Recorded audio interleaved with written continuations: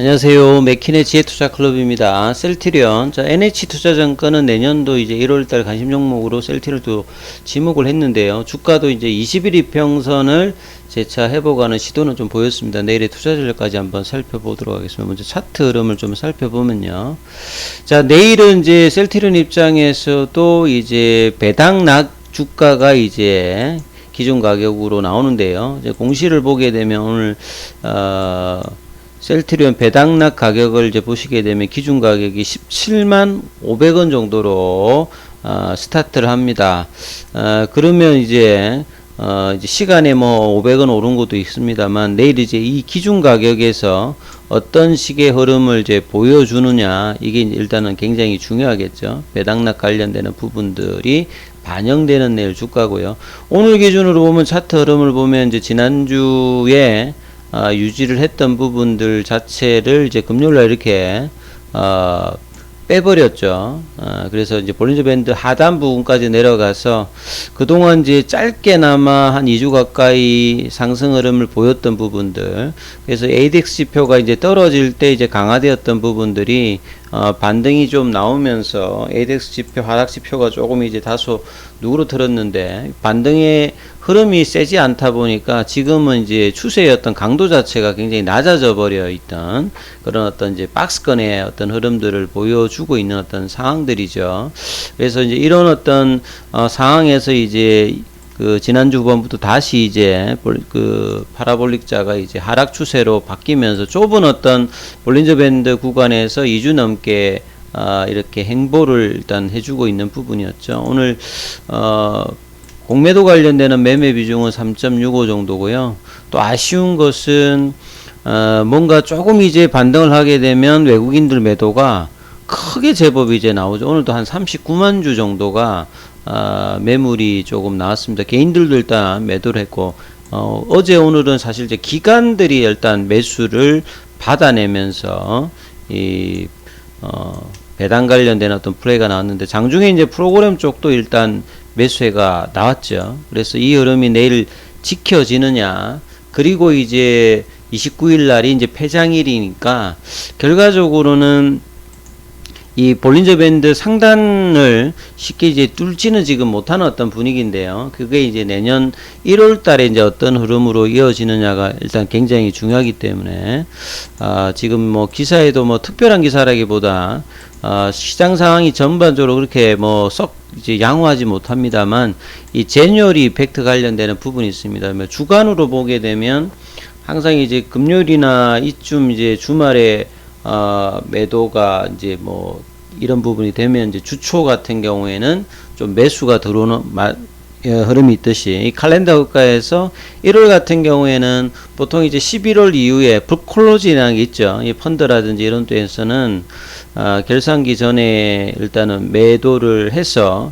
현금화를 갖추고 있다가 이제 새해 다시 이제 영업을 하게 되면 매수세가 들어오는 어떤 흐름이죠. 그런 이 제뉴얼리 이펙트 관련되는 부분들이 내년장에도 좀 이제 기대가 된다, 이런 어떤 내용들입니다. 그래서 이 경기가 안 좋은 어떤 불황에서는 그나마 이제 섹터별로 이제 실적이 이제 받쳐주는 어떤 종목군과, 그 다음에 새로운 어떤 내년의 어떤 테마들이 어떻게 좀 형성될지, 이런 어떤 기대감으로 선별적인 어떤 흐름들이 나올 수가 있다. 그 중에서 이제 뭐 이 바이오도 경기 불황에 이제 실적이 이제 받쳐주는 경기 방어적인 어떤 흐름들과 내년도의 어떤 이제 이 성장 관련되는 부분이 있기 때문에, 이런 흐름에서 지금 1월 효과에 준하는, 그리고 이제 밸류에이션 매력이 있는 부분들이 있으니까, 밸류에이션의 어떤 부담이 이제 좀 떨어져 있는 그런 종목으로 이제 NH투자증권에서는 이제 셀트리온 관련되는 부분을, 바이오에서는 여러 이제 기관들이 이제 탑픽으로 많이 뽑고 있습니다. 그래서 단순히 이제 기저효과와 이익 사이클 반등 뭐 이런 부분도 있겠습니다만, 올해가 되게 이제 주가로는 나빠졌고, 내년도도 이제 경기 둔화로 실적이 올해보다 뭐 떨어진다라고 하면, 이런 이제 장기간의 어떤 기저 효과라고 하는 것은 2024년도를 본다라고 하면 이 반등이 될 수 있기 때문에 실적 모멘텀도 선반영 된다라고 하면 너무 이제 걱정으로 종목이나 시장을 보실 필요는 좀 없다고 보여져요. 그리고 내년에도 여전히 강화가 될 수 있는 업종들, 뭐 2차 전지 밸류 관련되는 부분들은 여전히 좀 강화가 되고, 그 다음에 이제 뭐 IRA 관련되는 부분에서도 바이오에서도 이제 이런 부분들이 기대감으로 나올 수 있는 종목이 또 셀트리온은 여기 또 해당도 되거든요. 그래서 이런 부분 좀 살펴보셔야 될 것 같고, 그 다음에 이제 이중항체 관련되는 부분은 새로운 이야기는 아니죠. 사실 이제 셀트리온이 이제 ADC나 이중항체나 뭐 마이크로바이옴이라든지 mRNA 관련되는 부분들은 미래에 2030년도 이제 되면 새로운 이제 파이프라인 10개 이상을 갖춘다. 바이오시밀러 외에도 이런 부분에 이제 준하는 어떤 이제 시너지 효과를 항체 관련된 어떤 이제 기술력과 생산력을 갖추고 있기 때문에 시너지 효과를 낼 수 있기 때문에 이제 이런 부분을 많이 이제 도전을 하고 있는 것 같습니다. 그래서 이중항체 같은 경우는 이제 항체가 본래 이렇게 돼 있죠. 근데 이중항체라고 하는 것은 인공적으로 이제 항체는 이제 보통 이제 이런 헤비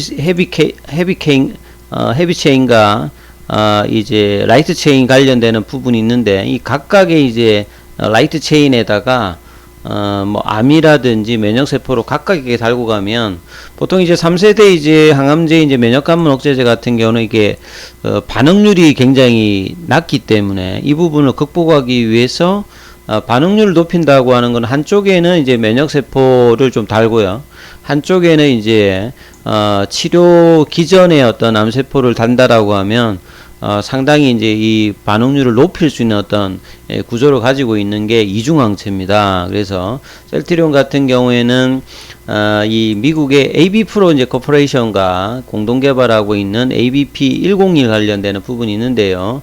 최근에 이제 첫 번째 이제 전임상 관련되는 부분에서 해당하는 어떤 이제 데이터를 확보해서 이제 마일스톤을 좀 지급을 했던 부분이 있습니다.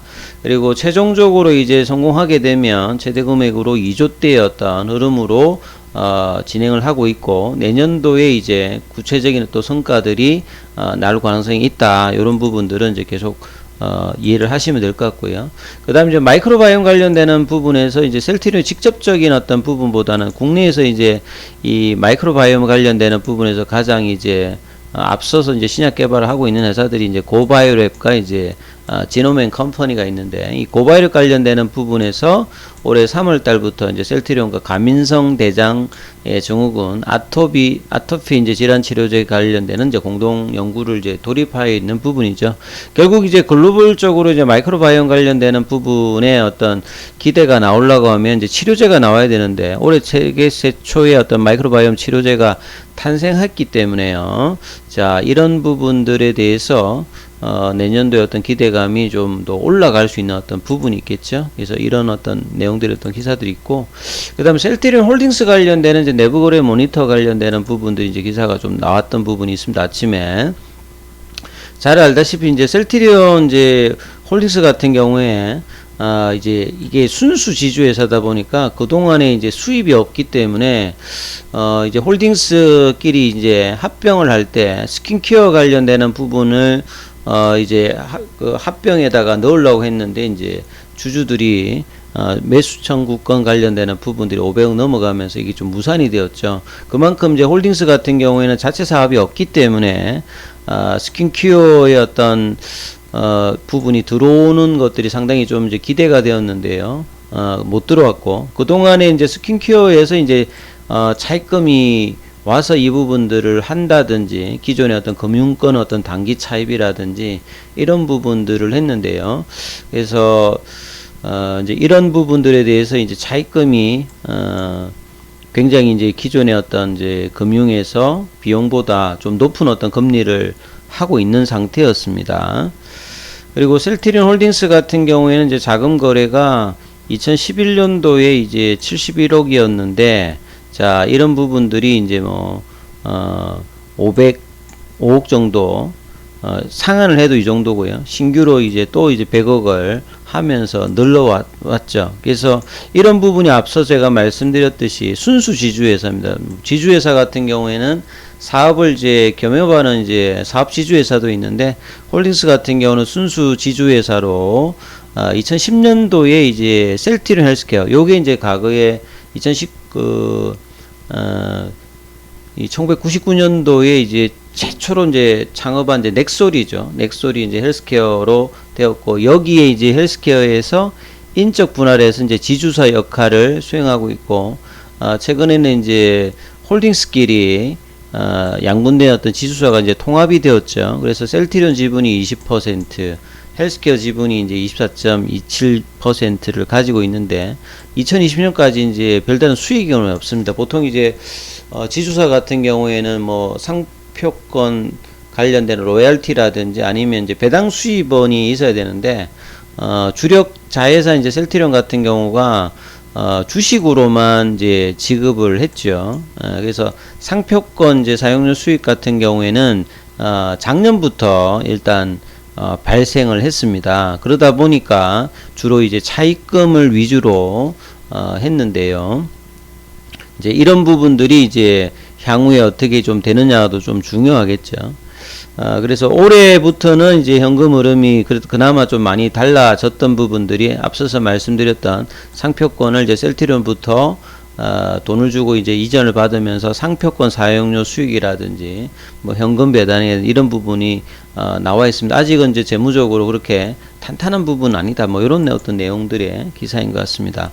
자, 아무튼 이제 차트를 통해서 나왔던 부분들, 내일 이제 배당락 가격이 이제 했을 때 어떤 이제 캔들이 나오느냐, 그리고 이제 21선 이평선이 올해 마지막 거래일까지 이제 이틀 남았으니까 회복을 하면서 이제 내년도 흐름이 나오느냐. 결과적으로 보게 되면 8월 달에 흐름들의 어떤 고점들을, 올해 이제 연중 가장 높았던 부분이 21만 5천 원대인데요. 그래서 이 20만 원대 어떤 라운드 넘버 가격을 넘어갈 때 이제 본격적인 어떤 시세 흐름들이 나오니까 이 부분을 좀 중점적으로 보시면서 투자 대응 전략 삼아 보시기 바라겠습니다. 여기까지 하겠습니다.